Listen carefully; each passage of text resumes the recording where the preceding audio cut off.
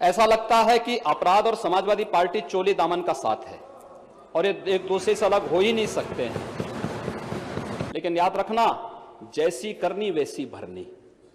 हत्या करोगे और उसके बाद फिर कहीं से अपने बचाव का रास्ता ढूंढोगे तो मुझे लगता है कि कहीं ना कहीं रास्ता तो निकलेगा। दोस्तों, यह तो योगी जी का सिर्फ ट्रेलर था। अब आप पूरे वीडियो में देखिए कि योगी जी ने कैसे विपक्ष को नाश्ता नाबूद कर दिया। ये सम्मान सबका, सुरक्षा भी सबका करेंगे। गुंडागर्दी करोगे तो गुंडागर्दी को फिर उसी भाषा में पुलिस भी जवाब देगी और उसी शक्ति के साथ शासन उसको कुचलने का भी कार्य करेगी, चाहे वह कोई भी हो, कहीं का भी हो।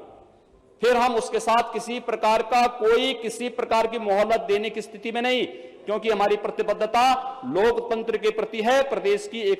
हमारे प्रदेश के 23 करोड़ जनता के प्रति हमारी प्रतिबद्धता है। उस प्रतिबद्धता के सामने किसी प्रकार का फिर कोई रियायत नहीं होगी। इसलिए कानून के दायरे में लोकतांत्रिक तरीके से अपनी बात हर व्यक्ति रखे।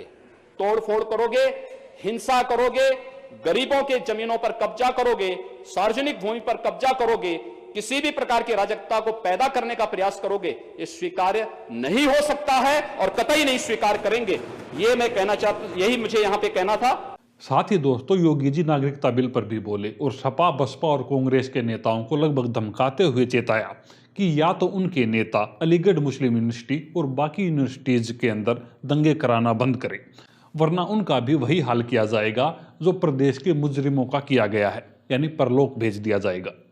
कि लाख प्रयास तमाम विपक्षी नेताओं ने किया सिटीजन अमेंडमेंट एक्ट को लेकर के देश के अंदर हिंसक वारदातों के साथ साथ हिंसा फैलाने की जो एक शरारत करने का प्रयास किया है। जामिया मिलिया में एक राजनीतिक दल के नेता और विधायक का नाम सामने आ रहा है। ये बड़ी शर्मनाक स्थिति है। बाहर सड़क पे आप अपने लोगों को उकसाएंगे आगजनी करने के लिए, तोड़फोड़ करने के लिए, जगह जगह जाकर के पाकिस्तान की भाषा बोलने का कार्य करेंगे और सिटीजन अमेंडमेंट एक्ट के आधार पर देश के वातावरण को खराब करने का प्रयास करेंगे। ये चीजें कतई स्वीकार नहीं होनी चाहिए, कतई स्वीकार नहीं होनी चाहिए। महोदय, इसके अलावा योगी जी लगभग हर मुद्दे के ऊपर खुलकर बोले। सबसे पहले वे बोले कल उत्तर प्रदेश विधानसभा में बीजेपी के कुछ एमएलए द्वारा सरकार के खिलाफ प्रदर्शन करने को लेकर। इस पर योगी जी ने कहा कि कल हमारे कुछ एमएलए का साथ देने के लिए सपा, बसपा और कांग्रेस के एमएलए आ गए थे। अब मैं उनसे गुजारिश करता हूं कि अगर आ ही गए थे तो क्यों नहीं वे बीजेपी में ही शामिल हो जाते।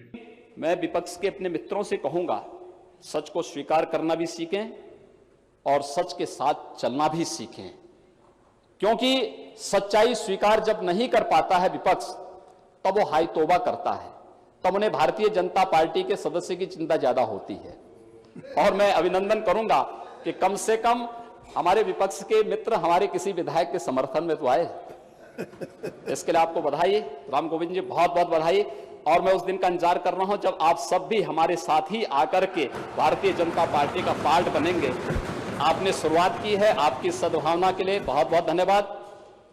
दोस्तों, यहाँ योगी जी ने एक बात और बताई। उन्होंने बताया कि कैसे प्रदेश सरकार ने कोर्ट के साथ मिलकर एक रेप आरोपी को महज 5 दिन के अंदर सजा दिलवा दी, और वो भी उम्र कैद की। आपने देखा होगा अभी हाल ही में सिद्धार्थनगर जनपद में एक नाबालिग बेटी के साथ दुष्कर्म की घटना के 5 दिन के अंदर अपराधी की गिरफ्तारी, विवेचना, चार्जशीट दाखिल करना और चार्जशीट दाखिल करने के 5 दिन के अंदर डे टू डे की सुनवाई के बाद दुष्कर्मी को आजीवन कारावास की सजा भी करवाई गई। और पास्को एक्ट के अंतर्गत इतनी बड़ी कार्रवाई पूरे प्रदेश के अंदर, औरैया में 27 दिन के अंदर, और लगभग आज के दिन पर 6 दर्जन से अधिक ऐसे दुष्कर्मियों को 1 महीने के अंदर सजा दिलाई गई है जो इस प्रकार की घटनाओं में संलिप्त रहे हैं और जिनके द्वारा इस प्रकार की घटनाओं को अंजाम दिया गया है। दोस्तों, आज कई दिनों बाद योगी आदित्यनाथ का इतना आक्रामक रूप देखने को मिला, और हम उम्मीद करते हैं कि सपा, बसपा और कांग्रेस को यह बात अच्छे से समझ में आ गई होगी कि प्रदेश की जनता को बरगलाना बंद करें और प्रदेश में दंगे कराना बंद करें, वरना उनका हाल भी वही होगा जो प्रदेश के मुजरिमों का होता आया है। धन्यवाद।